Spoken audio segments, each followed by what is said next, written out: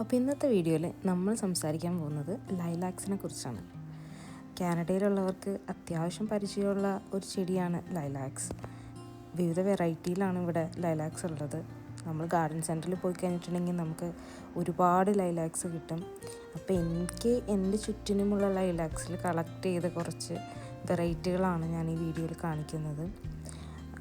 Purple കളറാണ് very common ആയിട്ടുള്ളത്, വൈറ്റും ഉണ്ട്, പിന്നെ അതുപോലെ തന്നെ പേർപ്പിളിൽ വൈറ്റിൻ്റെ ഡിസൈൻ ഉള്ളതുണ്ട്, പ്ലെയിൻ പേർപ്പിൾ ഉള്ളതുണ്ട്, ലൈറ്റ് പിങ്ക് ഉണ്ട്, ലൈലാക്ക് കളറിൽ വരുന്നതുണ്ട്.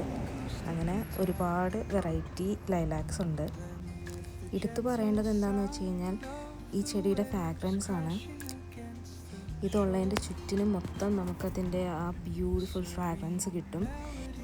ആൽബർട്ടയുടെ വെതറിന് ഏറ്റവും സൂട്ടബിൾ ആയിട്ടുള്ള ഒരു ഹാർഡി പ്ലാന്റ് ആണ് ലൈലാക്സ്.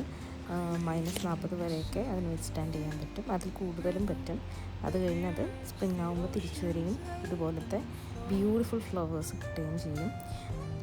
പൂവിട്ട് കഴിഞ്ഞ് ഉടനെ ഇതുപോലെ പൂക്കൾ കരിഞ്ഞു തുടങ്ങും. അപ്പോൾ തന്നെ കട്ട് ചെയ്ത് കളയുന്നതാണ് നമ്മുടെ ഗാർഡനിന് കൂടുതൽ ഭംഗി ഉണ്ടാവുക.